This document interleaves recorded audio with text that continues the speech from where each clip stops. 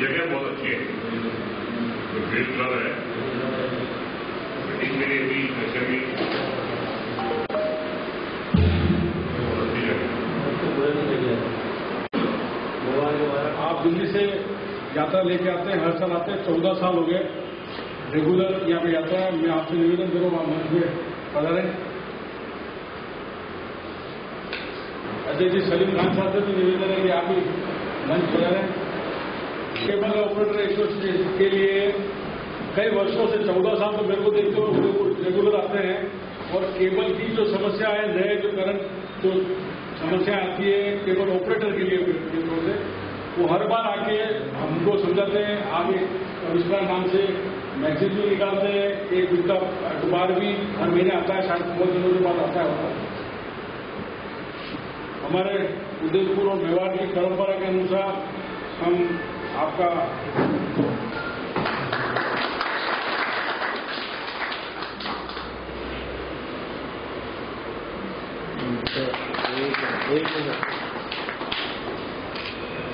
मैं आपके संस्थान से हम उनका भी बड़े आप एक बार स्वागत करेंगे।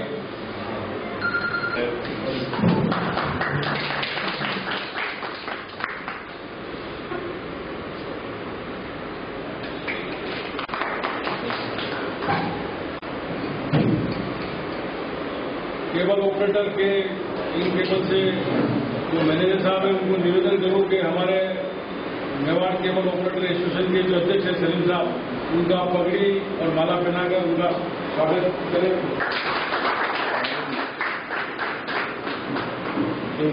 इधर देखते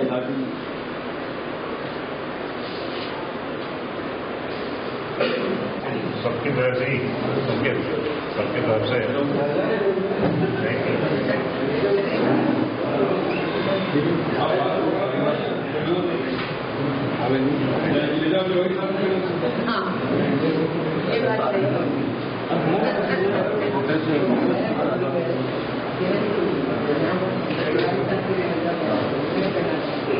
आ जाओ भाई साहब, आओ सब पीछे से भी।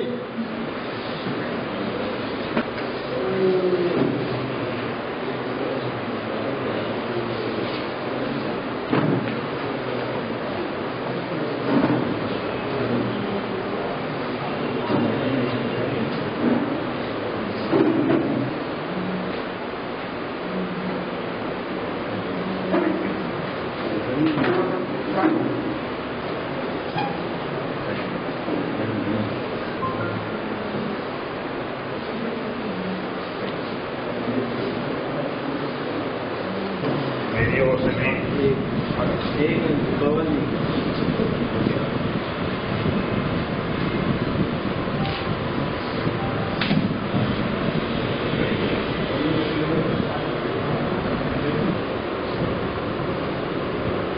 स्वागत के लिए हम एक बोलना होना भूले हैं, तो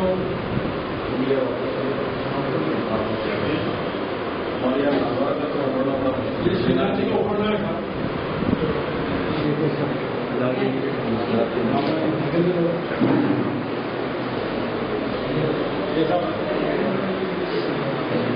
एक फोटो सब साथ में, एक बार आप भी साथ में आ जाए।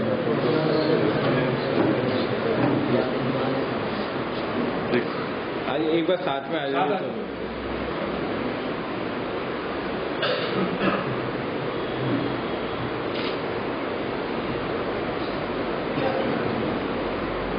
मैं निवेदन करूंगा हमारे अध्यक्ष सलीम खान साहब से, रस्तोगी साहब का स्वागत भाषण में, और जो उदयपुर की जो केबल समस्या है उनके बारे में बताता है कि वो दिल्ली में नई टेक्नोलॉजी और नया जो टाइप हो रहे हैं उनमें क्या है बता सकता है।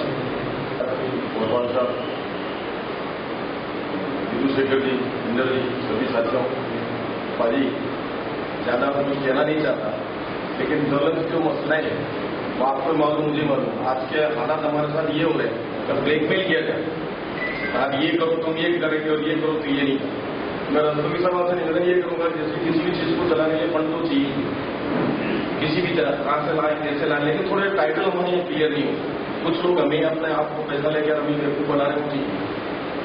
अब कोई कहता है साहब मेरा फला जगह मित्र था, वहां का केबल ऑपरेटर कहता है सर मेरा एक मित्र था, जैसे प्रेम जी ले लो, प्रेम जी कहते हैं संविधान में मेरे मित्र रहते हैं तो वो होटल में करूंगा। मैं समझता हूँ ये अच्छी बात नहीं है, ये ठीक नहीं है और गलत। मैडम गलत तो नहीं कह रहा हूँ, सही है। आज लावटी साहब के साथ जो स्थितियां हैं, अपन सभी साथ हैं, कल भी साथ थे, आज भी साथ हैं, हमेशा साथ रहे। इनके साथ अब ये आ रहा है मैडम जो मैं आप समझ नहीं पाता। अभी इन 2-3 दिनों मेरे साथ मैं फेस कर रहा हूँ कंटिन्यू इस चीज को। कोई एक बंदा कहता है सर 1.5 साल पहले हमारी वहां होटल जो उसका एरिया भी, अब वकील साहब को ये कहा जा रहा है पहले वो होटल खाली कराओ, जबकि वो किसी ऑपरेटर जो लोकल वहां का ऑपरेटर, आप मुझे सजेस्ट करें अपन उसको कैसे खाली करा सकते? जो जहां का ऑपरेटर है वही चलाएगा, मैं तो नहीं चला सकता, या आप नहीं चला सकते, ये नहीं चला सकता। तो यार अपने ही लोग, कोई बराई नहीं कहता, अपने लोग अपने माहौल खराब करने वाला ये कैसे करके माहौल खराब, तो ब्लैकमेलिंग का तरीका अपनाया जाए तो होना नहीं।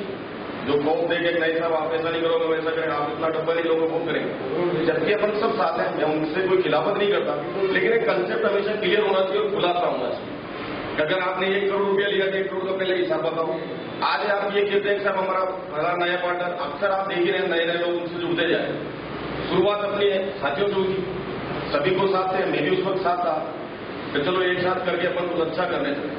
उस अच्छे करने के बाद फिर सेकंड स्टेप आता है एमआर साथ आता है। उसकी वजह क्या है, उसका कंसेप्ट क्या है, भाई तू कितने पैसे लेगा, तेरी पार्टनरशिप कितनी है, ये हमें पता तो सही। अगर वो बता रहे तो मैं आप 10-20 लाख रुपये दे सकता हूँ, बात नहीं। जब अपने भाइयों के लिए सहयोग की बात है मैं दिला भी सकता हूँ, 1 करोड़ रुपया चाहिए, करीब करीब नया साथी दिला। वो कंसेप्ट इन्होंने क्लियर नहीं करा। उसके बाद फिर नया आ गया सर अनिल कोठारी करके कौन बंदा वो नया पार्टनर, तो उसका हिस्सा कितना पकड़ कर कोई पैसा मेरा जाता कल देगा, आप उसको कुर्सी पे बैठाते, तो हिस्सेदारी भी बताओ। दूसरी ओर आप हमें कहते हैं सर ये अपना कैसे हो? अगर अपना है तो अपनों से राय ली जाती, नफा कितना आ रहा, नुकसान कितना आ रहा, क्या फायदे हैं, क्या है, ये तो बताना चाहिए कि नहीं बताना चाहिए? क्यों इसमें गलत तो नहीं कह रहा हूं, ना मैं उनकी खिलाफत कर रहा हूं, लेकिन कोई चीज क्लियर करो सबके सामने हो। अगर मैं वकील साहब कहता हूं वकील साहब मुझे आपसे 10 लाख रुपए चाहिए इस काम के लिए कैसे, तो यकीन अब ये देंगे, लेकिन इनको विश्वास में मुझे पूरा लेना पड़ेगा। आज तक की ये दुकान थी, इतना नफा इतना नुकसान बनाई, जिनसे आपने जितना पैसा लिया क्लियर तो करो। ये ऑपरेटर भाई है, किसी और को मारने की जरूरत नहीं पड़े, आपस में एक दूसरे को मार सकते, बाकी अब तक तो और नहीं मार सकते अगर अपन हमेशा साथ रहेंगे। इतना सा है, सोचो देखो जो मैंने कहा, आगे भी आप सवाल करो, ये सवाल तो करने पड़े। आज अगर वकील साहब की मेहरबानी बहुत ज्यादा रही उन लोगों पे, जितने भी अपने आपको ज्यादा सोच रहे हो शायद वकील साहब नहीं बने, हालांकि इन्होंने इनकी जेब से नहीं दिया, लेकिन कम से कम माध्यम रहे, उस कंपनी से आपको पैसा दिलाया, जब तक फायदे की जरूरत थी इन्होंने हमेशा आपको दिलाया, तो कम से कम इस आदमी के साथ ऐसा नहीं करना। अब आपने वहां लाइन भी कर दी, हम कह रहे हैं लाइन हटाओ, अब वो कहते हैं सर फला उसकी होटल बंद करो, तो इस ऑपरेटर की मेरा जाता है भगवान लाल गुजर की जो होटल है, तो उस होटल को खोलो तो तुम्हारी लाइन हटाओ, तो ये क्या तरीका ठीक है? फिर अपनापन का अपनापन तो ये होता है तिवारी मैडम चाहे आप हो इंद्र जी बैठे, आओ बैठो बात करें, तो ही अच्छा है। अपन किसी की वजह से धंधा अपना खराब करें, और अपने वाले तुम्हारे पास क्या है जो तुम्हें भी मालूम है, लिया तो तुमने अपने ऑपरेटर भाइयों के पैसा है, यार उन्हीं के साथ खिलाफत है, उन्हीं के साथ धोखे कर रहे हो, क्या ऐसी एसोसिएशन सही होनी चाहिए? मेरे को भी जैसे पौरवाल साहब ने कह दिया अध्यक्ष, मेरे अध्यक्ष का कोई शौक नहीं, अब जब चाहो इलेक्शन करो, जो अच्छा काम करेगा मैं दिल से उसके साथ हमेशा हूं, आज भी हूं कल भी हूं, जरूरत पड़ी 2 पैसे भी मुझे देने पड़े मैं दूंगा। आपको लगता है मेरे अगर 5 साथी मुझसे नाराज हो जाते हैं कि आप काम नहीं कर रहे, अच्छा नहीं कर रहे, तब मेरे सामने मैं आप जब चाहो रिजाइन दे दूंगा, मेरे को कोई ज्यादा इंटरेस्ट है भी नहीं, एक वो माध्यम था उसकी जरूरत थी सर, इसमें एक अध्यक्ष नाम लिखना पड़ा, इसलिए मैंने लिया, बाकी मुझे शौक नहीं, वैसे ही राजनीति करता हूँ, प्रदेश लेवल पे हूँ, लेकिन हमेशा मैं ये चाहता हूँ आपका अपना साथ है, अच्छा कैसे करें उसके लिए राय भी रहे। मैं ये नहीं कहता कि आप बोल नहीं सकते, हर आदमी को बोलने का अधिकार, पहले अपनी समस्या बताए, उसको शॉर्ट आउट कैसे करते हैं ये समझाओ, तब अच्छा रहेगा और मिलकर चले। और आया रत्न के साथ मेरे खास निवेदन करता हूँ, हमारी जो ज्वलंत समस्या है तो मैंने आपको बताया, इसमें हमें कुछ गाइडलाइन है, और हो सके अगर आप सहयोग करें तो इससे बढ़िया कोई बात नहीं। धन्यवाद। तो सब अभी यहाँ पे 3-4 घंटे काम करेंगे, इन केवल के डैम के करीब 90,000 आएगा, और GTPL भी है, GTPL में तो 10,000 पोस्ट करते हैं। अभी नया देश में जो नया इवेंट आया है कि एक रिलायंस ने टाइप किया है, इससे डैम की और GTPL और जो कंपनियां हैं हमारी केबल, इसके ऊपर क्या प्रभाव पड़ेगा और हमारा क्या रहेगा? इसके लिए आप प्रकाश जरूर डालें। इससे पहले मैं हमारे इन केबल के जो ब्रांच हेड है यहाँ पे नागेंद्र जी से बोलूँगा कि किस तरह की आप हेडर चलाते हैं, आपको हर ऑपरेटर मिलता है और किस तरह से प्रॉब्लम आती है, थोड़ी सी आप प्रकाश डालें यहाँ पे। रिटायरमेंट की उम्र जो रहती है वो होगी 30 साल के अमूमन लगभग किसी को 27 की 28 शुरू होती है। कई लोग तो ऐसे बुजुर्ग हुए जिनके 30-30 साल हो गए। तो सबको बधाई देना चाहता हूँ तो 30 साल से इस केबल बिजनेस के अंदर जुड़ करके तो जो सर्विसेज पब्लिक को दी है उसके लिए आपसे बधाई के बात है। आज हम जिस मुकाम पे हैं उसमें इंडस्ट्री बहुत बड़ी करवट ले रही है। 3 चैनल चलाने वाला आदमी, अपना साथी, अपना ऑपरेटर आज लगभग 550-600 चैनल तक चला रहा है। इस दरमियान में लगभग 27-28 साल में हमने ग्रेजुअली काफी परिवर्तन देखे हैं। कोएक्सियल केबल से जाकर के हम फाइबर पे और फाइबर से जाकर के आज हम नई चीजें और जो केवल हम वीडियो देते थे उस वीडियो से आज हम डाटा भी प्रोवाइड करने की कोशिश कर रहे हैं और आगे आने वाला समय में काफी फैसिलिटीज हमें प्रोवाइड करनी पड़ेगी। हम ये समझते हैं कि कस्टमर हमारा है क्योंकि हमने उसको 30 साल तक सर्विसेज दी। सर 30 साल एक बहुत लंबा समय होता है, वो कस्टमर आपका आपके साथ है, बहुत बड़ी बात है। समय परिवर्तित है और अब अगर सर्विस प्रोवाइडर परिवर्तित होता है तो कोई खास बड़ी बात नहीं है। कारण यह है कि आप समय के साथ अपडेट होकर के अगर अपनी सर्विसेज अपने सब्सक्राइबर को नहीं दे पाते हो तो ये आपके लिए प्रॉब्लम है, आपके सब्सक्राइबर के लिए प्रॉब्लम नहीं है। परिवर्तन संसार का नियम, काफी चीजें परिवर्तित होगी। इस परिवर्तन के साथ आप अपने आप को परिवर्तित करके ऐसा सर्विस प्रोवाइडर बनो जो अपने सब्सक्राइबर को हर चीज दे सके। आपका ग्राहक आपसे संतुष्ट रहे, ये सबसे बड़ा मोटो आपका होना चाहिए, तभी वो आपके साथ जुड़ा रहेगा। जो परिवर्तन इस इंडस्ट्री के अंदर आ रहे हैं काफी कुछ आधे अधूरा आपको ज्ञान है, आधे अधूरे बातें हो रही है। इलेक्ट्रॉनिक मीडिया और सोशल मीडिया ये क्या आपको बता रहा है, वास्तविकताएं क्या है, इससे बड़ी पशुपेश की स्थिति सभी ऑपरेटर्स के मन में आ चुकी है। कई सारी डील हो रही है, बड़े बड़े घराने आपस में क्लब हो रहे हैं। हम कहाँ हैं, हमारा वर्चस्व क्या है। हम ये सोचते हैं कि हमने ग्राउंड पे वायर कर रखा है इसलिए हमारा अधिकार है ग्राउंड पे। ग्राउंड पे अधिकार आपका क्या, सब्सक्राइबर आपका है तो आपका ग्राउंड पे अधिकार है। आप केवल प्रोवाइड करोगे यानी सिर्फ वीडियो दोगे, कब तक रोकोगे?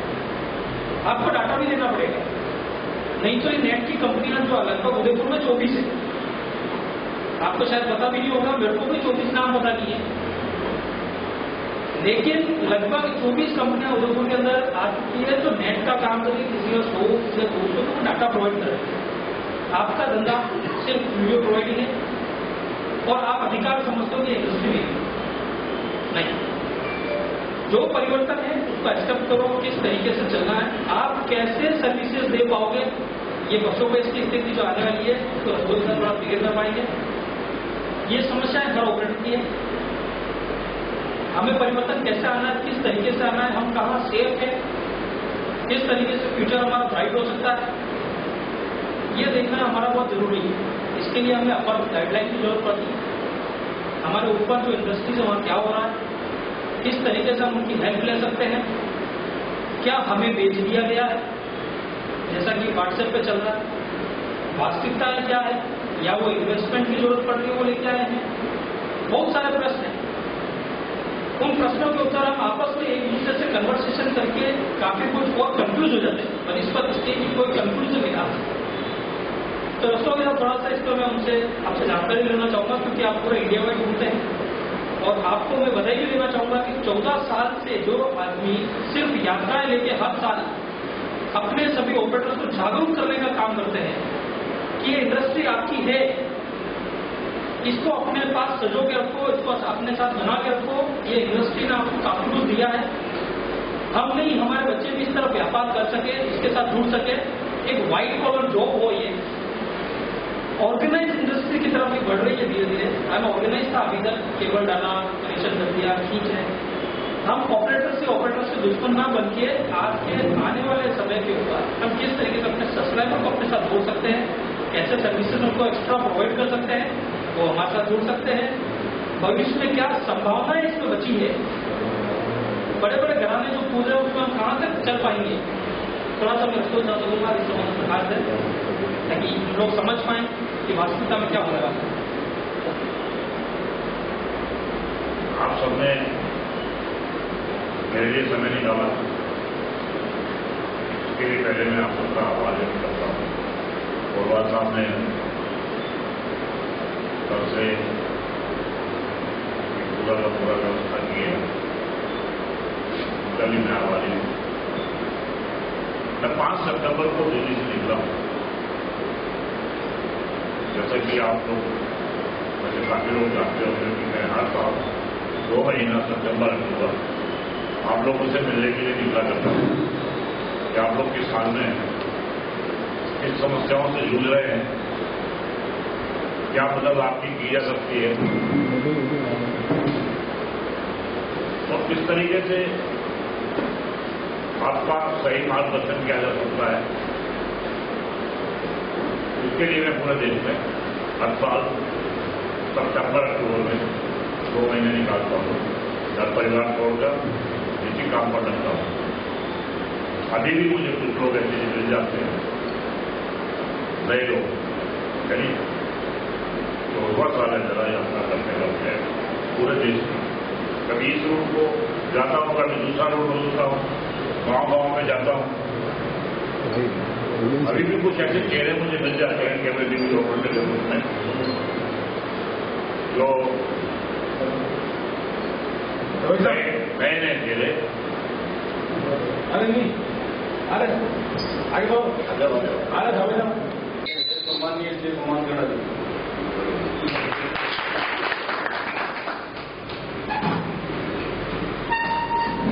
केवल टीवी ऑपरेटर हूँ आपकी ही तरह से, और इन लोगों के साथ ब्रॉडकास्टर के कभी किसी के सबके साथ बल्लेबाजी की वजह से मुझे लाइन चलाने के लिए सिटी केबल की लाइन देनी पड़ी। दिल्ली की अब तक वही चलाना, कोई रियायत मुझसे कभी नहीं मांगी, पकड़ने में कभी कोई कंजूसी नहीं की। जहां जरूरत पड़ी कलम की, पेन की, मुकदमे की, वो हर तरीके से मैं करना चाहता हूँ और करता हूँ। मुझे अपना अधिकार मालूम है। सबसे बड़ी बात यह है कि केवल टीवी ऑपरेटर को अपना अधिकार नहीं मालूम, नॉलेज नहीं है। पूरा देश का जैसा हाल है, और जब नॉलेज नहीं होगी तो आप सब प्रयास लगाओगे, और नॉलेज के लिए उनके अंदर इच्छा शक्ति भी नहीं। ये और दुर्भाग्य की बात है कि नॉलेज नहीं है, लेकिन नॉलेज लेने के लिए उनके अंदर इच्छा शक्ति नहीं है। मतलब मैं पूरा देश घूमता हूं, ये मैगजीन निकालता हूं 93 से, भारत की पहली मैगजीन है, केवल टीवी वेबसाइट है। ये एकमात्र अखबार है जो मैं निकालता हूं। अब तारीफ करेंगे 5 सितंबर से यात्रा करके मैं यहाँ तक उनका पूरा का पूरा देश घूम के मैं यहाँ तक आ गया हूँ। तकरीबन 22-23 हजार किलोमीटर मैंने गाड़ी चला ली है। 2-3 लोगों ने सब्सक्राइब की होगी, लेकिन अपने बारे में जानने की भी इच्छा नहीं। मैं तो मुफ्त हर बात ले जाता हूं, लेकिन वो ऑपरेटर रख लेता है। अभी मेले में गया, मैंने आपसे पूछा, आपने सिर्फ बॉम्बे नहीं है, कुछ लोग ज्यादातर लोग जहां देख रहा हूं मैं, अब बॉम्बे, बाड़मेर बात करो बॉम्बे, जिसको बात करो बॉम्बे, मेला लग रहा हूं। और ऑपरेटर जाके करेगा क्या? देखेगा चाबी का छल्ला कहां बट रहा है, कहां टी शर्ट मिल रही है, कहां टोपी मिल रही है, कहां पेन बट रहा है, और सबसे मांगेगा फैला है तो फैला है। और जो भी रद्दी जिसका भी जो भी कुछ पड़ी है वो उठा के पैर में डालता है और ले आता है। मैं भी पहले जब एग्जीबिशन लगती थी मैं चेतना यात्रा का प्रोग्राम इस तरीके से बनाता था कि मैं बाहर खड़ा हो जाता था, गाड़ी लेके जाते ज्यादा लोगों से मिलना हो जाता था। अब मिलने को मन नहीं करता, अरे इनको कैसे मिले, इनको करेंगे क्या, इनको मिले, ये तो अपने बारे में भी जानने की इच्छुक नहीं है। मतलब अब मिलने को मन नहीं करता। वो व्हाट्सएप में देख के वो विद्वान हो गए हैं। अरे कुछ नहीं आता, लेकिन विद्वान हो गए हैं और व्हाट्सएप पे ऐसा कर रहे हैं जैसे कि मतलब अजीब स्थिति है। मुझे कभी कभी आप लोग फाइंड करें तो कर लेना, लेकिन मुझे कभी कभी शर्म आती है कि मैं किस कम्युनिटी में हूं, कैसे लोग हैं मेरे साथ, किस परिवार में हूं। सब 4 जगह इकट्ठे होने के लिए ये चाय का खर्चा करूं, मैं बुलाऊंगा सबको तो मुझे सबको से मंगाने पड़ेंगे, खर्चा बहुत करेंगे। तो इस तरह की मानसिकता हम लोगों की है। तो मैं ऐसे कुछ लोगों को चौराहे में बैठाया करता हूं, या तुम मत करो, चौराहे पे बैठे या बैठ के आओ तो सही, जुलूस से मुझे कुछ बेचता नहीं हूं। जो मुझे पूरा नॉलेज है उसको मैं बांटता हूं।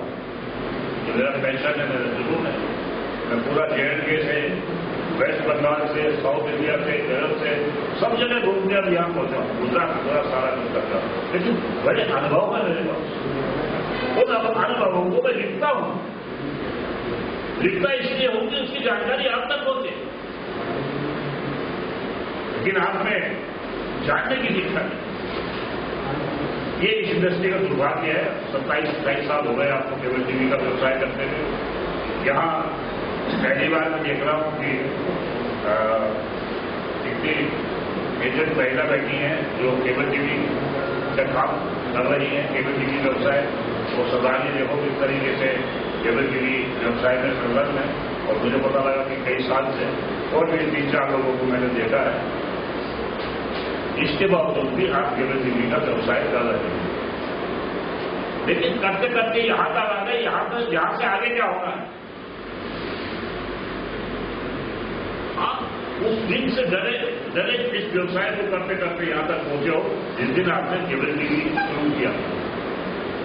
यानी मैं बात कर रहा हूं 1991 की, 92 की, जब आपने एनालॉग पर केबल टीवी का काम शुरू किया था, नीति लगाई। उस टाइम भी पता नहीं क्या होगा हमारा, क्योंकि कानून तो कोई था नहीं, पता नहीं चलेगा नहीं चलेगा। कर तो लिया आपने, लेकिन होगा क्या, सरकार क्या करे, तब ये डर रहता था। 1992-93 में कॉपीराइट वाले आपको ठगते थे। 3-3, 4-4 कंपनियां रेड मारती ठगते थे। साल के 16,000, 18,000, 20,000, 22,000 में देते थे, जबकि कोई मतलब नहीं था उनका ठगने का। ऑर्डिनेंस आया 1994, तो हमें लगा कि क्या हमारी कुछ परिचय सरकार ने हमें दिया रजिस्ट्रेशन कराने के लिए 50 रुपये फीस थी। विदिन 90 डेज पोस्ट ऑफिस वालों को नहीं मालूम था कि भाई इनका करना क्या है। वकील साहब जो ऑर्डिनेंस आया वही केबल टीवी एक्ट 1995 है। 92-93 में ही हम लोग को इसी तरीके से डरे से कर रहे थे। लेकिन ये हिंदुजा ग्रुप, रहेजा ग्रुप और ये सारे गोयनका ग्रुप ये सब सोच रहे थे यार ये बहुत अच्छा व्यवसाय है, अच्छी इंडस्ट्री है। इसका सपना देख रहे थे वो कि ये 20 साल में, 5 साल में कहां जाएगा। वो ये रचना इसमें आए। हम बिजनेसमैन के रूप में इसको नहीं कर रहे थे। हम तो खेल में हमारे हाथ ये धंधा लग गया। हमने जितना सोचा नहीं था उससे कहीं ज्यादा हमारे को प्राप्ति होने लगी। फिर ये लोग आ गए तो हम अपना काम छोड़ के उन्हीं के पट्टे अपने गले में डलवाना हमने ज्यादा बेहतर। मैंने आप लोगों को कोशिश की समझाने की कि आजादी का मजा आपको होता है, क्यों बंद करते हो अपना। इन लोगों ने ये उसी टाइम पेशे में आ गया था, स्टार मूवी जी सिनेमा आ गया। आप लोग नहीं होंगे उनके खिलाफ मुकदमा में गया। और आज की बात करें, आज आपने देखा कि साथ जैन जो बड़ा महारथी था केबल टीवी खिलाड़ी का, खेल का, फैक्ट्री जो सबसे बड़ा लीडिंग कर रहा था केबल टीवी व्यवसाय में, इन्हें रिलायंस ने वोट दे दिया और उसके ऊपर व्हाट्सएप में बहुत कुछ चल रहा है। और ये आज की खबर नहीं है, 1996-97 में मैंने वाशी में जाके इसका सारा सिस्टम देखा था कि तब से चल रहा रिलायंस आएगा, रिलायंस आएगा, रिलायंस आएगा। मैंने बहुत लिखा है, अरे अपना ठीक करो यार, आने दो का जो आता है अपना तो ठीक करो, अपना तो आप ठीक नहीं करना चाहते। अब वो हवा खड़ा हुआ है तो सुनते रहिए आखिर तक।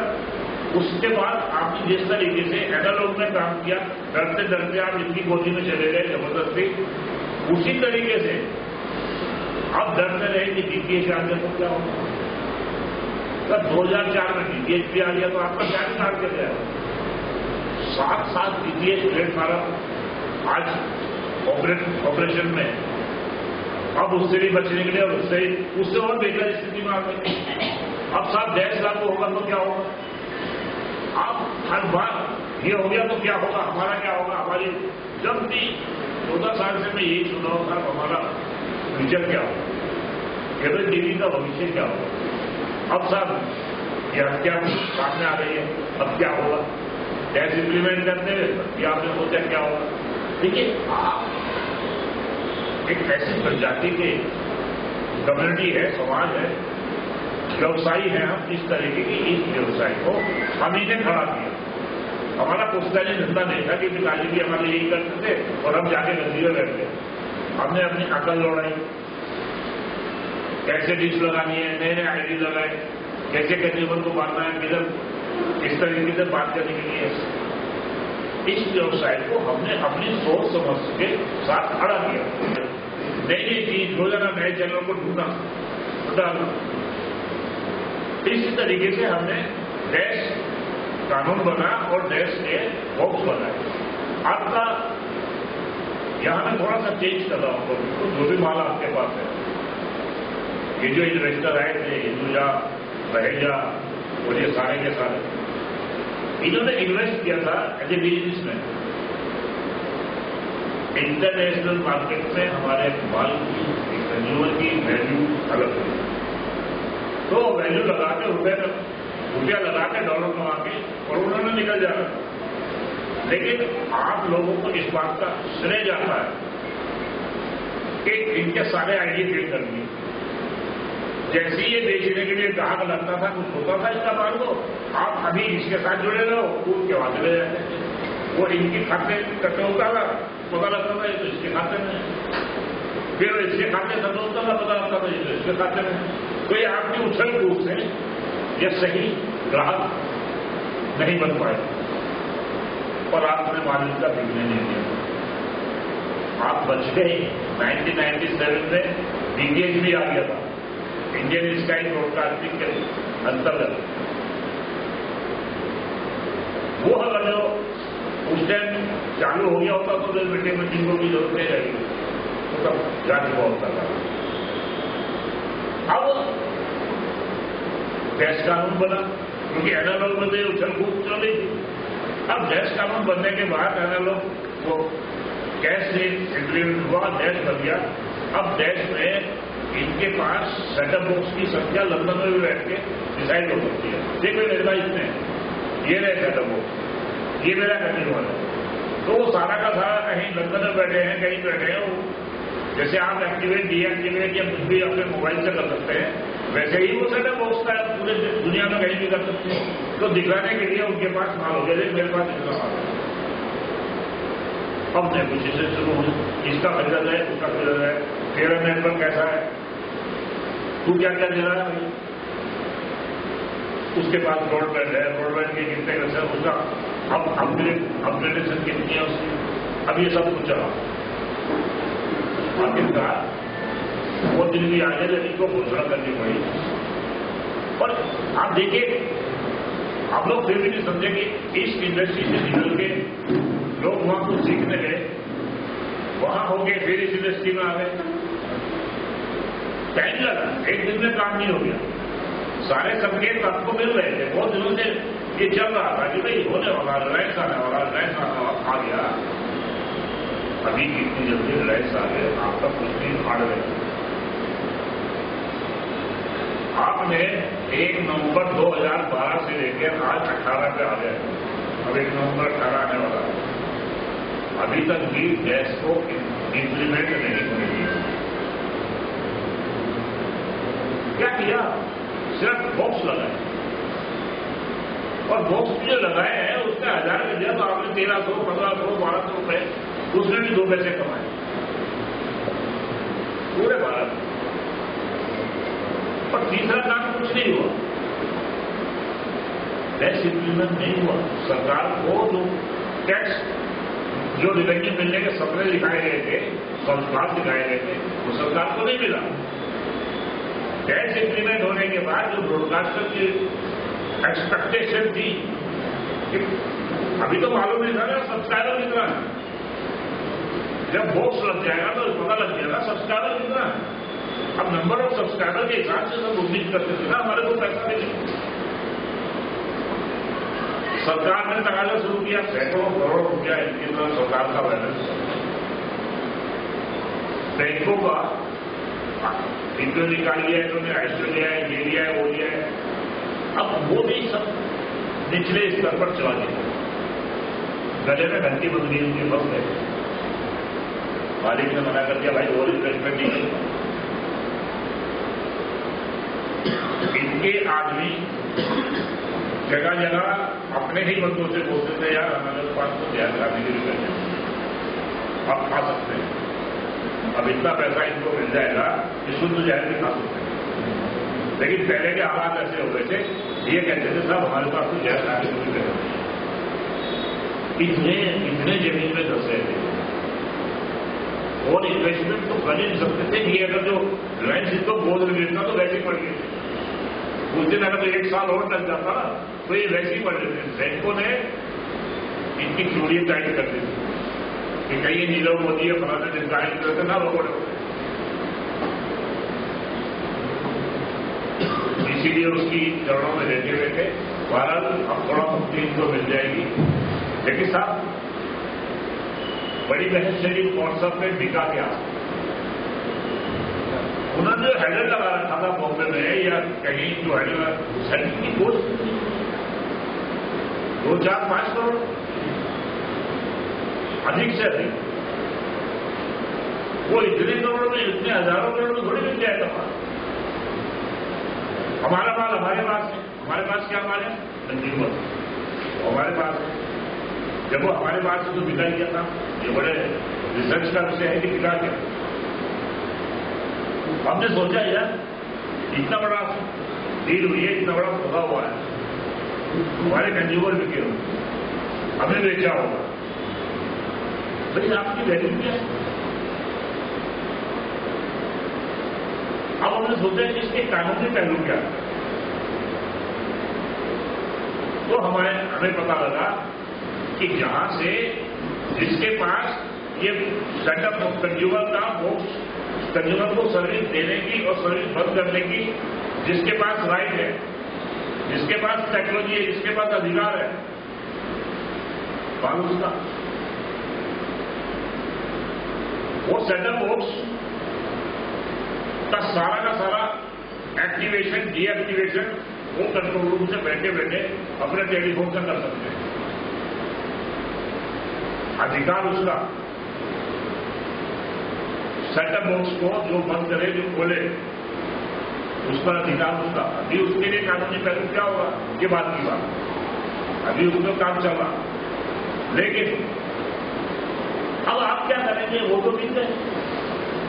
जो आपको गले में पट्टा डाल के इतने साल तक ये माल दे रहे थे आपके द्वारा कंज्यूमर को, वो तो खुद दूसरे की गोद में जाकर बैठ गए। तो अब आप क्या करेंगे, या वो अब क्या करेंगे? मेरे नजरिए से मैं जो देख रहा हूं वो मैं आपके सामने रखता हूं। गवर्नमेंट को रेवेन्यू चाहिए टैक्स से लोग, जब सब चोरी कर रहे हैं तो रेवेन्यू कहां से लेंगे? कहीं भी पब्लिक की बिलिंग नहीं हो रही, हमारे कंज्यूमर की। जब तक बिलिंग नहीं होगी तब तक सरकार को टैक्स नहीं मिलेगा। हिंदुजा और सिटी को छोड़ दें, क्योंकि हिंदुजा भी उस टेक्नोलॉजी पे काम कर रहा है और सिटी केबल भी उस टेक्नोलॉजी पे काम कर रहा है। सिटी केबल के पास 2004 में DTH आ गया था, उसका अनुभव का लाभ वो इसमें उठा रहा है। और हिंदुजा हिट्स पर है, टेलीफोन टेक्नोलॉजी पे है। इस तरीके से आप टेलीफोन बुक करते हैं, पहले आपसे फॉर्म, डाटा, ID वगैरह मांगा जाता है। जब वो जमा हो जाता है उसके आधार पर एक्टिवेट डीएक्टिवेट होता है।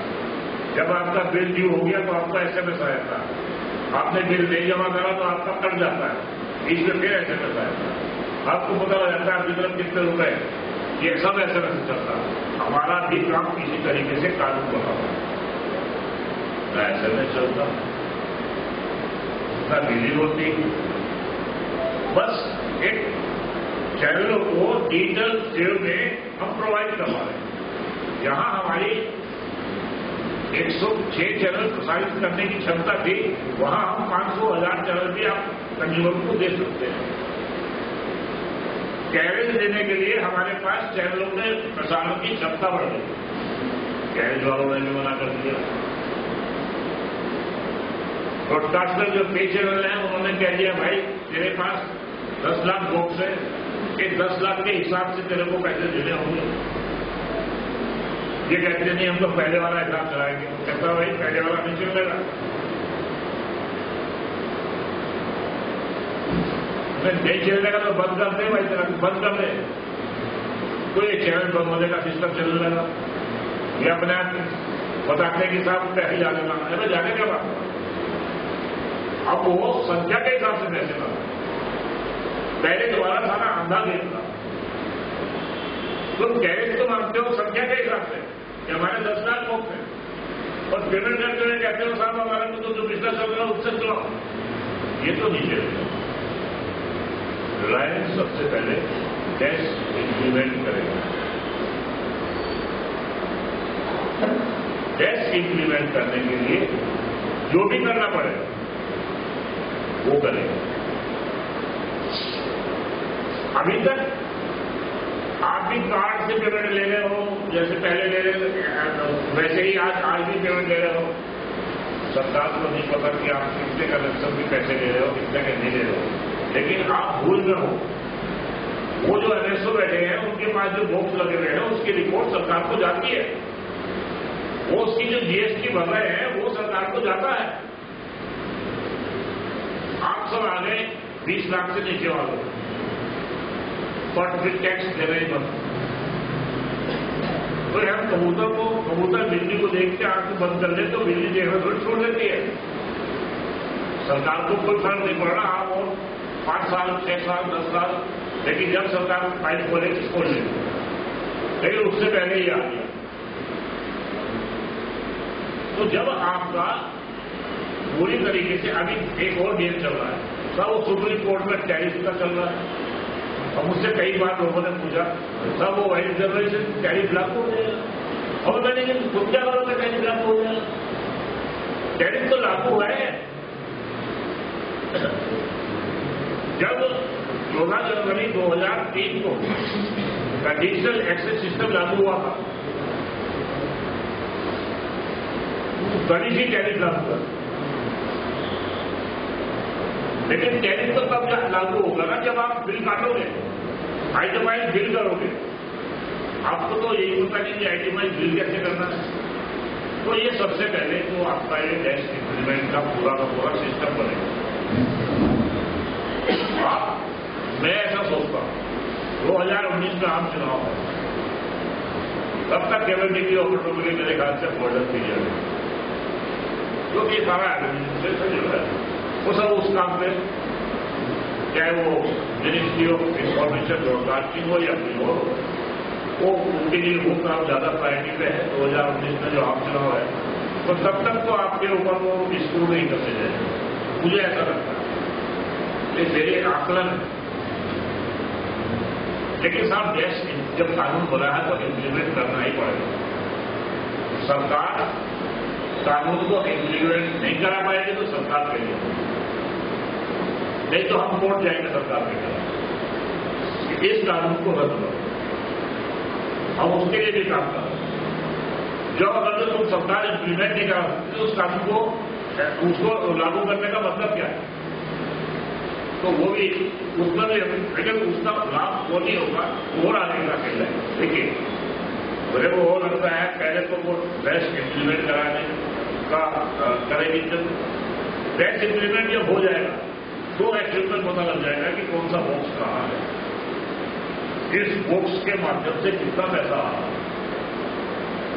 और उस पैसे में टैक्स कितना आ रहा है और वो पैसा आप किस चीज का रहा है। अभी आप सुप्रीम कोर्ट में एक मैटर चल रहा है टैरिफ का, तो टैरिफ है क्या? वो टैरिफ चैनलों का है कि भाई चीज क्या बेच रहे हैं, वो चैनल ही तो दे रहे हैं ना उपभोक्ता को। अब वो चैनल है नहीं करेगा, ये हमें मालूम ही नहीं है, हमारे उपभोक्ता को भी नहीं मालूम है। तो वो चैनल पर फ्लैश होगा, मेरा 7 रुपए का है, ये 17 रुपए का है, ये 3 2 रुपए का है, ये 5 रुपए का है। वो चैनल का बूटे बनाएगा सब्सक्राइब। भाई मेरे को ना दो ये दे दे, एक ही दे दे, एक मेरे को एक डीसी वाला दे दे, एक किलो वाला दे दे, ये बता कितने पैसे हुए। आप सब्जी लेने जाते हो, ग्रोसरी की दुकान में जाते हो, आप उसको ऐसे तो दिखाते हो ना कि भाई चावल दे दे मेरे को, घी दे दे मेरे को, शुगर दे दे मेरे को, और लिस्ट बना के देते हो ना। फिर वो सबको जोड़ के इतना टोटल हुआ, इतना भाई इतने पैसे तब आपसे मांगता। हमारे यहाँ तो सारा सिस्टम ही नहीं, वो तब से लेके अभी तक इस चक्कर में लगे हुए भाई तेरा इतना, अरे है कहाँ का। तो एक तो आइटमाइज बिल बनेगा तो टैक्स भी लगेगा।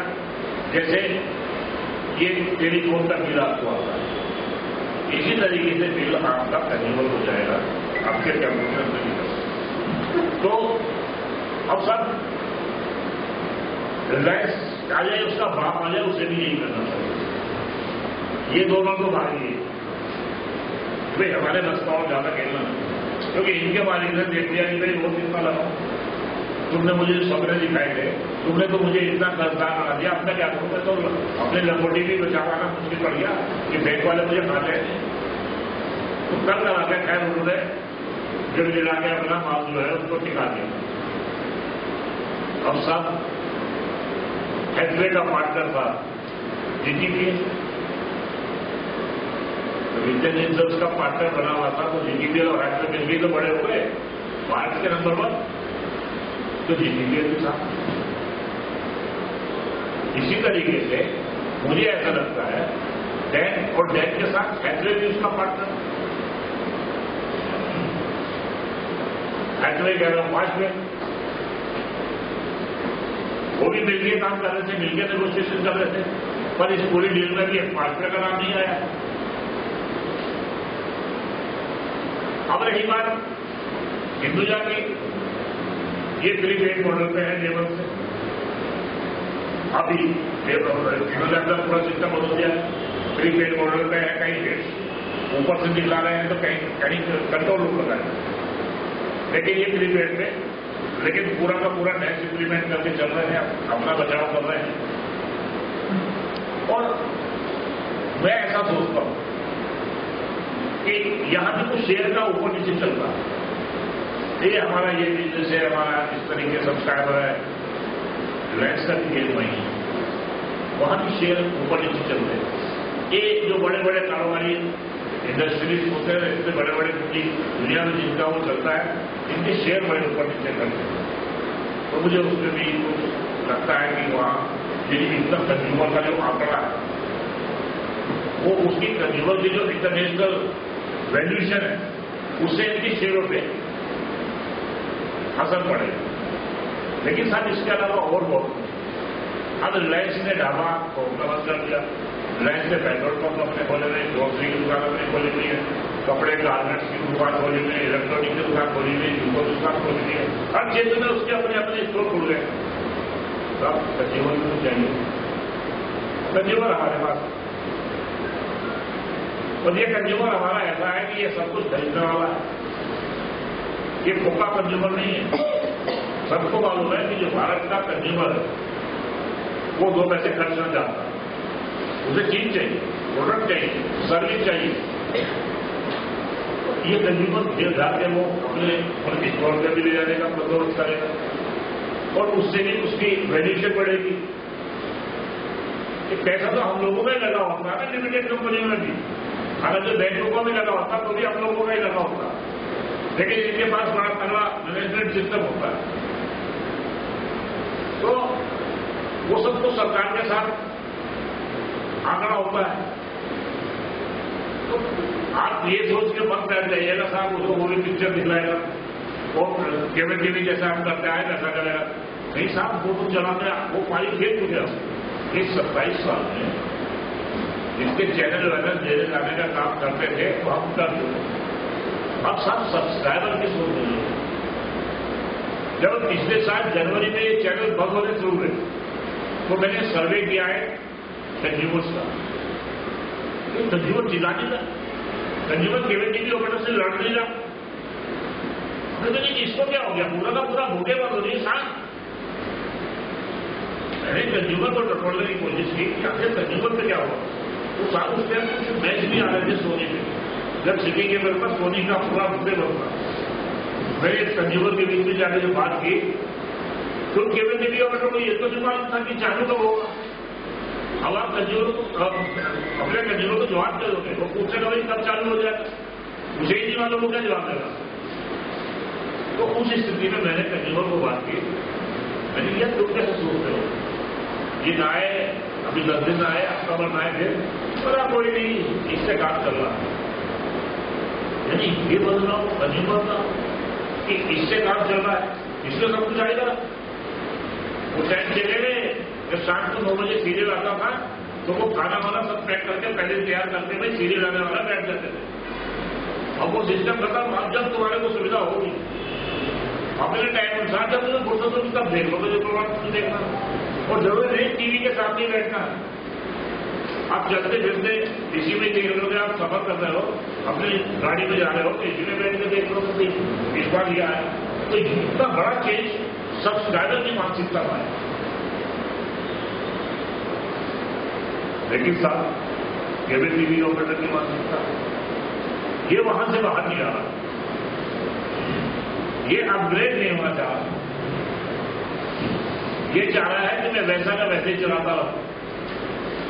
केबल टीवी ऑपरेटर की खाल से तो बाहर निकल के बिजनेसमैन के रूप में आना पड़ेगा। जो लोग केबल टीवी ऑपरेटर ही बन के सोचते हैं कि साहब इसी साल और इसी तरीके से जैसे गुजरे हैं इसी तरीके से और 5-10 साल गुजर जाएंगे तो फिर एंड माइंड आ गया, क्योंकि आपको काम करना पड़ेगा जो आपने अभी तक किया नहीं, अब वो मेहनत करनी पड़ेगी। आपको अपने कंज्यूमर को अपने पास रोकने के लिए कुछ अलग से करना होगा, वरना कंज्यूमर आपका चले जाएगा। कंज्यूमर को सब कुछ चाहिए ना, पैसे देने को तैयार हो, आपके पास सब कुछ देने के लिए आपकी इच्छा शक्ति नहीं है। सब कुछ दे, आप क्या कहते हैं उसको मुकाबले दे सकते हैं, लेकिन आपको आप जानना ही नहीं चाहते ना।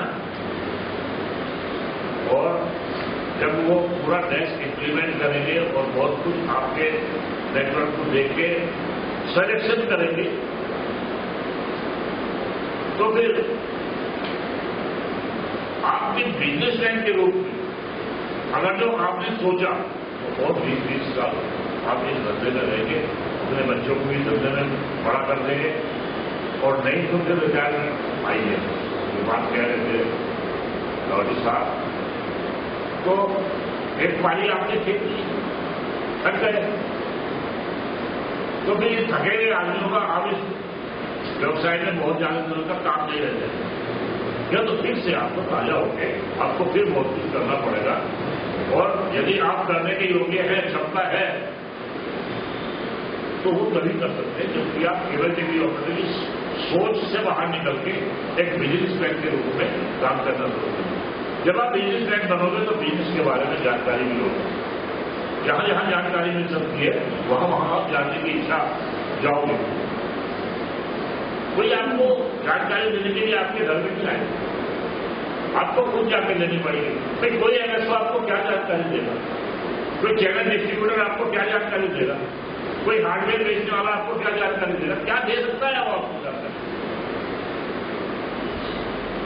तो मैं हूं, मेरे को खुजली है, मैं भारत पूरा का पूरा घूमता हूं और कोशिश करता हूं अधिक से अधिक लोगों तक मिलूं, लोगों को समझाऊं कि घर क्या रहे, उनके सवालों को, उनकी समस्याओं को समझूं, सही जानकारी देने की कोशिश करूं। जब ऐसा करता हूं तो आप मुझसे बहुत सारे लोग, बहुत सारे कम्युनिटियों को तो और परेशान हो जाते हैं। यदि ऐसा करते हैं इसमें इसका क्या फायदा? हाँ, अभी मैं उड़ीसा में किसी हार्डवेयर वाली की दुकान पर बैठा था, मैंने बुलाओ जा रहा हूँ, वो बढ़ जाएगा। मैंने बुलाओ, फिर मैं आ रहा हूँ रास्ते में, टेलीफोन कर रहा हूँ, बुलाओ आपके दुकान पर विजिट होगा, चाय पीऊंगा एक साथ में और फिर आ रहे हैं। उसने फटाफट कई लोग तो हार्डवेयर वाले भी जानते हैं, वो भी जानते हैं सारा, जिस माध्यम से भी मैं मिल सकता हूँ। तो 4-5 झोपड़ में बैठे चाय वाय भी सुनते रहे, बोले तो मैंने कहा नहीं चलो बाहर गाड़ी के साथ फोटो खींचते, तो 2 ऑपरेटर जब खड़े हो गए, 2 ऑपरेटर साथ में आ गए, तुम भी आ जाओ। लेकिन वो साथ में ना आए, तो आपस में साथ आ गए तो एक ना हो जाए, एक जैसे रहे। लोकल मसले हैं, वो साथ इसलिए नहीं आके खड़े हुए क्योंकि आपस में नहीं बनती है। अरे मैंने ये अच्छा समझ गया मैं, तो तुम्हारी फोटो लगती है, इनके भी ले लो। मैंने कि यार कोई सवाल नहीं हुआ इधर से, ये सोच क्या रहे? तो फिर वो हार्डवेयर वाला मुझे बोला ये ऐसा क्यों कर रहा है? इसने हमें कुछ बेचा भी नहीं, इतना टाइम भी निकाला, हमारे ही फायदे की बात कर रहा है। तो मैंने कि मैं टेंशन लेके जा रहा हूं इनको, इस बात से भी वो टेंशन है। तो देखिए बड़ी बहुत चेंज ले रही है ये इंडस्ट्री, सोच का फर्क आ रहा है। सबसे बड़ी बात यह है कि जीवन की सोच का फर्क आ रहा है। आपने अगर जो अपनी सोच नहीं बदली तो फिर आपका भी टाइम आ गया है कि आप धंधा बदलो, आप बदल नहीं सकते। क्योंकि जो काम जिस तरीके से आपने इतनी टाइम तक किया है, इसके अलावा आप और कुछ धंधा कर नहीं सकते, या कोई और धंधे में कुछ मिलेगा इसके मुकाबले में। लेकिन इस धंधे में रहना है तो आपको समझना पड़ेगा, जानकारी देनी पड़ेगी, करना पड़ेगा, धंधा कैसे होगा, इसके अंदर क्या क्या और डाला जा सकता है और कहां कहां क्या क्या नई नई टेक्नोलॉजी आपकी आ गई है। उसके लिए आपको कई मेलों में जाना पड़ेगा, जैसे घूमने लगा हुआ है, वो चाबी छल्ला वगैरह देने के लिए नहीं, नॉलेज देने के लिए कहीं मिलती है। तो कहीं कोई एजुकेशनल सेमिनार हो रहा है तो उसको अटेंड करना पड़ेगा, सीरियसली होगी।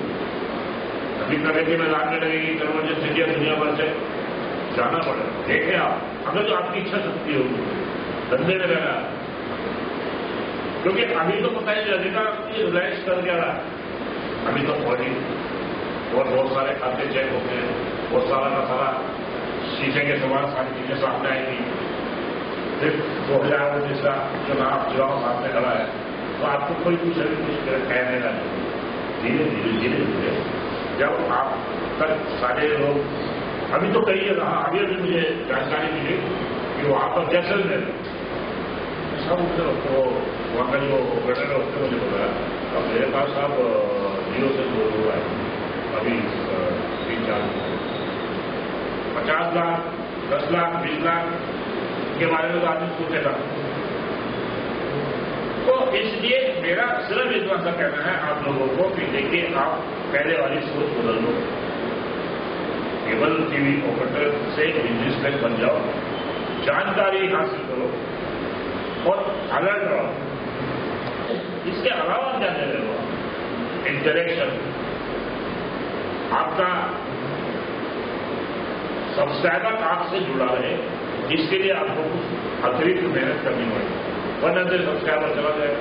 पेड अनाउंस करेंगे ये चीज इतनेगी ये इतनेगी और वो आप कहते रहेंगे यार मेरे को उसके सब्सक्राइबर टूट गए।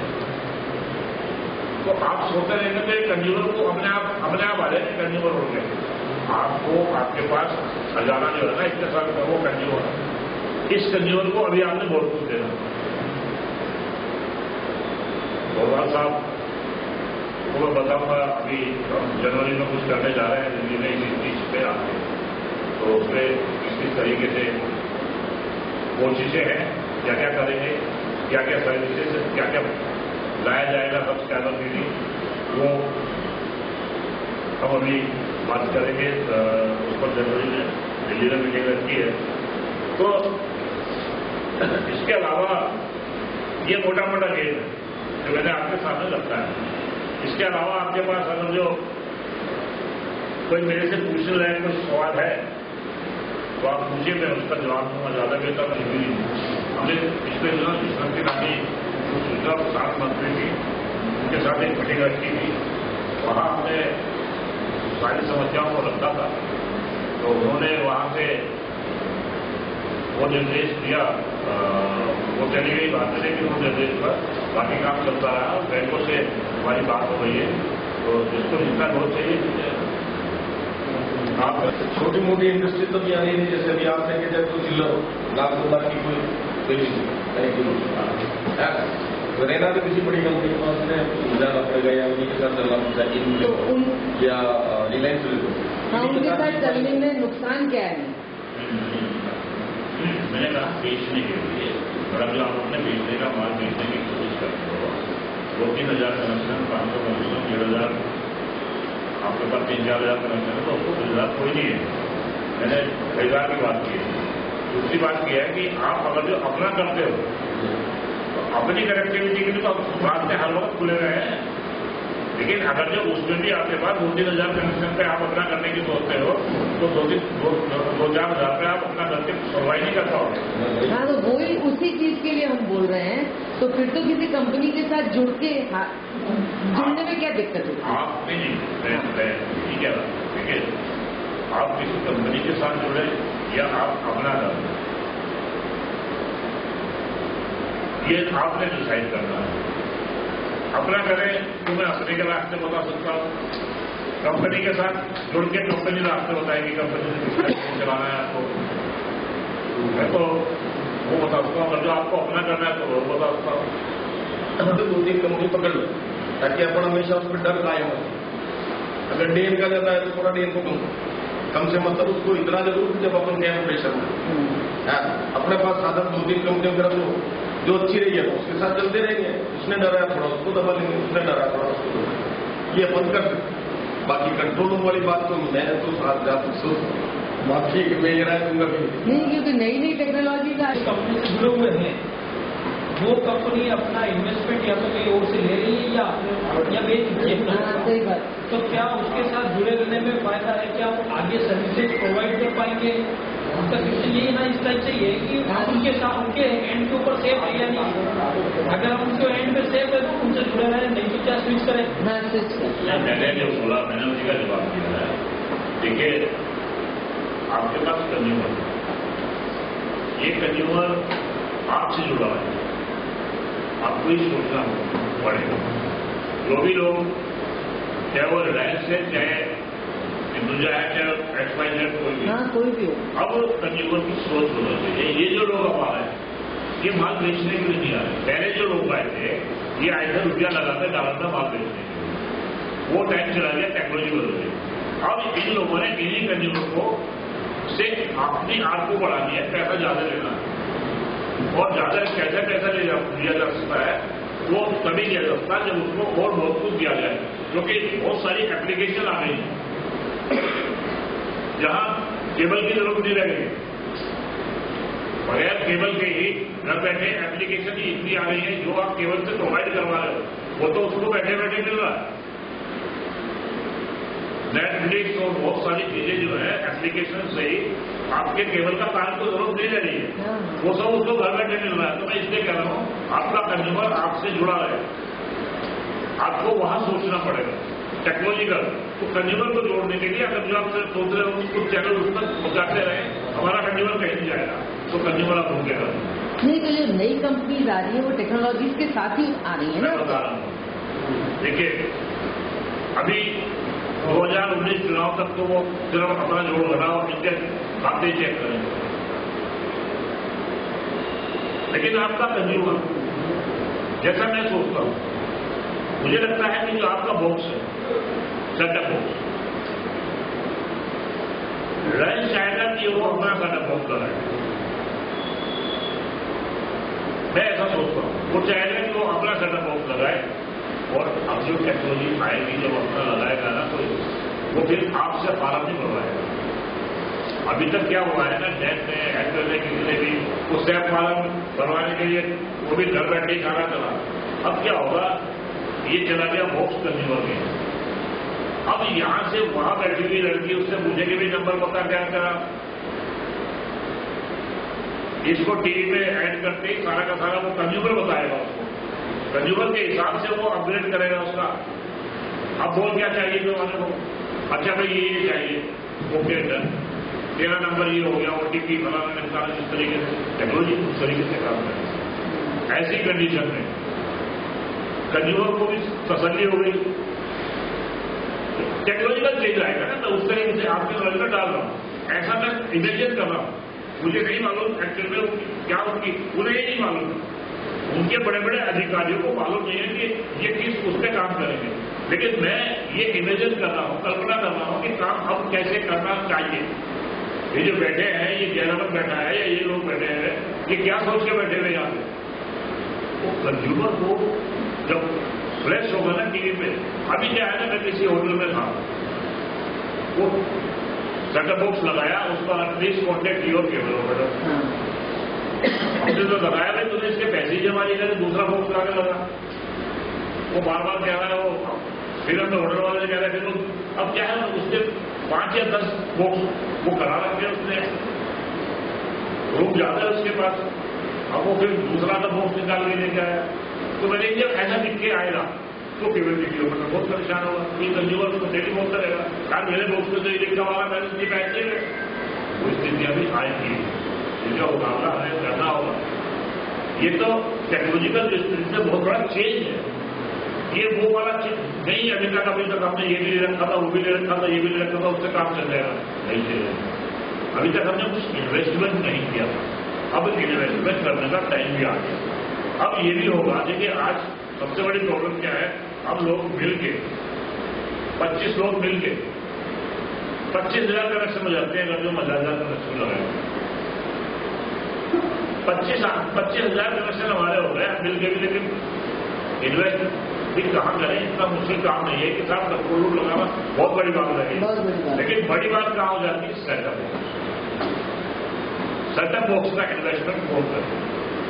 हम सोचते हैं सेटअप बॉक्स का इन्वेस्टमेंट तो वो एमएसओ करे, एमजीओ करे, तो जो सेटअप बॉक्स का इन्वेस्टमेंट करके बैठा है उसने सेटअप बॉक्स का इन्वेस्टमेंट किया है, जब जिसका सोचा उसने किया सेटअप बॉक्स उसका, पैसे हमसे भी ले लिए, हमने सब्सक्राइबर से भी ले लिए, सेटअप बॉक्स उसका, उसी को उसने उड़ा के बेच दिया, क्योंकि उसका नियंत्रण उसके पास है। हमने तो उसमें भी 2 पैसे कमा लिए। तो अभी जो अगर जो अपना करने का है केवल टीवी ऑपरेटर, तो बाकायदा एक कोऑपरेटिव सोसाइटी बना के उसका बिजनेस प्लान एक अलग से बनेगा, नंबर ऑफ सब्सक्राइबर करते हुए उसमें हम और क्या क्या दे सकते हैं, उसके बाद से भी मुकाबला कर लेंगे। रैंक सबसे ज्यादा क्या जाएगा, हम भी वो सब कुछ उससे ज्यादा दे सकते हैं, जो हमारे पास जो चीज है वो उसके पास भी नहीं। हमारा अपना नेटवर्क है, हमारे पास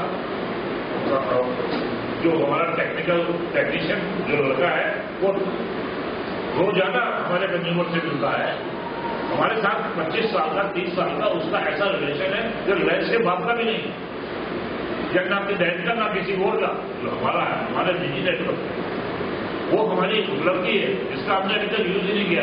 उसी की वजह से तो सब्सक्राइबर हमारे साथ अभी तक जुड़ा हुआ है।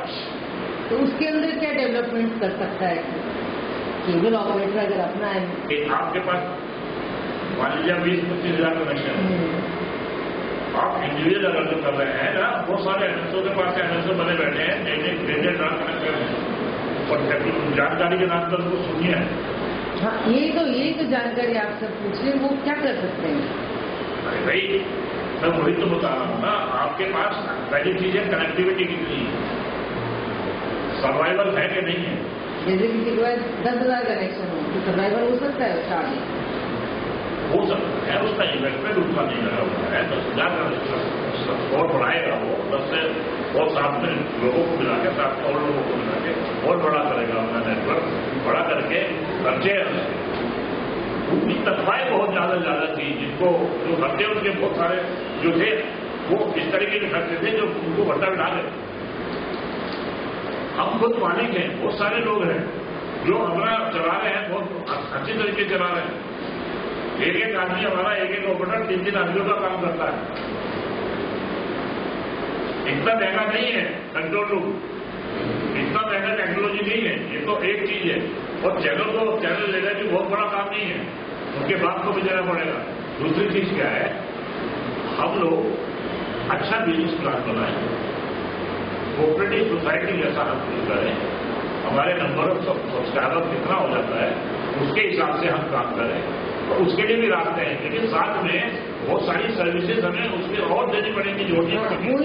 अरे वो उसके लिए अभी थोड़ी, उसके लिए तो मैंने बोला था जनवरी में बहुत सारी उसमें मीटिंग करें, उसके लिए जनवरी में मीटिंग करेंगे इतनी।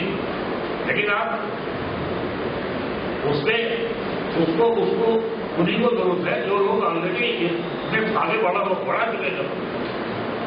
उन चीजों को बांटने में फायदा नहीं, उस पर काम कर रहे हैं। जनवरी में मैंने 29-31 मीटिंग रखी है उन चीजों पर। उससे आगे नहीं सोच के चलना पड़ेगा। हमारे को मालूम है हमारा मुकाबला ब्रांच से, और हमें अगर मुकाबले में आना है तो हमारे पास ग्राउंड है, हमारे पास कंज्यूमर है, उसके पास कंज्यूमर नहीं है। हमारे पास कंज्यूमर है, हमारे पास हमारा पूरा स्टाफ है, वो तो ट्रेन करेगा। हमारे पास ट्रेन है, हमारा रोजाना का उनका रिलेशन है कंज्यूमर के साथ जो उनके पास नहीं है। हाँ, कंज्यूमर अभी हमसे जुड़ा हुआ है, अब उन्हें अब जरूरत पड़ रही है हमें कंज्यूमर के साथ इंटरेक्शन करना पड़ेगा, हमें भी बात करनी पड़ेगी। अभी तो बात नहीं करती, ठीक है, कभी भी ऑपरेटर किसी कंज्यूमर का टेलीफोन करने आ रहा है, आदत हो अभी कहते नहीं है। हम लोग इस तरीके से बात करते हैं,